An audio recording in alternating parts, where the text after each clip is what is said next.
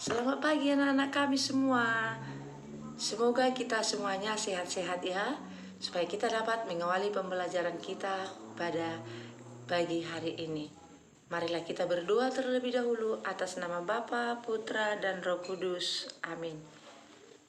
Ya Bapa yang Maha Pemurah dan Maha Pengasih, kami bersyukur berterima kasih kepadamu pada pagi hari ini, karena Engkau mempersatukan kami kembali di sini untuk mengawali segala pembelajaran kami. Terpujilah Engkau ya Tuhan hari ini sampai selama-lamanya. Santo Yosef, doakanlah kami atas nama Bapa, Putra, dan Roh Kudus. Amin. Anak-anak kami semua, pembelajaran kita pada pagi hari ini mengungkapkan gagasan dalam bentuk cerita inspiratif. Kompetensi dasarnya mengungkapkan rasa simpati, empati, kepedulian, dan perasaan dalam bentuk cerita inspiratif dengan memperhatikan struktur cerita dan aspek kebahasaan. Tujuan pembelajarannya menulis teks cerita inspiratif berdasarkan data yang telah disiapkan. Nah, sebelum kamu menyusun sebuah cerita inspiratif, kamu harus terlebih dahulu memahami bagaimana langkah-langkah untuk menulis sebuah cerita inspiratif. Anak-anak kami, langkah-langkah untuk menulis cerita inspiratif yang pertama, penentuan ide cerita. Sedangkan yang kedua, fokus pada objek cerita tersebut. Dan yang ketiga adalah menggunakan narasi dan dialog. Dan yang terakhir, penggunaan bahasa yang sederhana. Nah, jika kamu sudah memahami langkah-langkah menulis cerita inspiratif ini, pasti kamu bisa menyelesaikan dengan baik untuk menyusun sebuah cerita nantinya. Kita masuki langkah yang pertama, penentuan ide cerita. Ide cerita datangnya dari arah yang tak terduga. Terkadang sesaat sedang kita jalan-jalan dan melihat peristiwa yang menarik, muncul ide.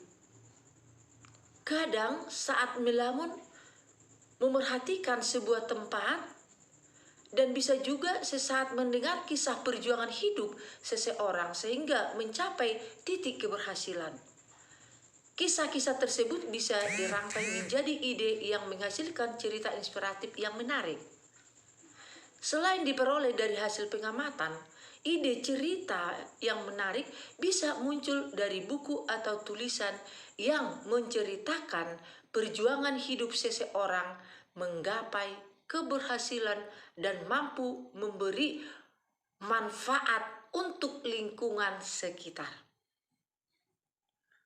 Dengan demikian, ide untuk membuat cerita inspiratif bisa berasal dari pengamatan langsung maupun pengamatan tidak langsung dari satu pustaka atau melihat tayangan dari televisi maupun internet.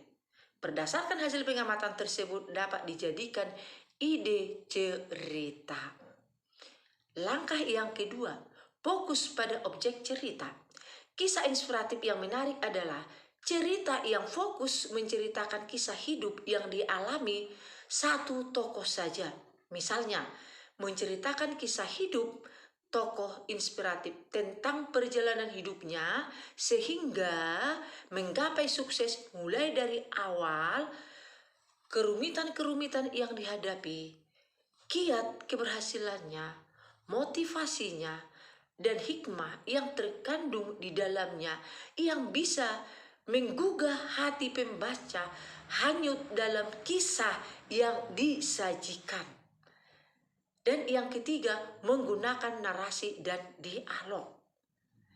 Teks inspiratif dilengkapi dengan narasi dan dialog. Dialog yang bisa menguatkan cerita agar lebih mengesankan pembaca sehingga tergugah untuk melakukan tindakan empati. Yang terakhir, penggunaan bahasa yang sederhana. Cerita inspiratif dapat ditulis dengan menggunakan bahasa yang sederhana dengan menyampaikan perasaan yang dirasakan sehingga penulisan cerita inspirasi akan lebih mudah dan mengalir dengan gaya bahasa penulis sendiri. Itulah langkah-langkah menulis sebuah cerita inspiratif. Nah, anak-anak kami semua, kamu tadi sudah memahami langkah-langkah untuk menyusun sebuah cerita inspiratif. Sekarang kamu kerjakan soal berikut.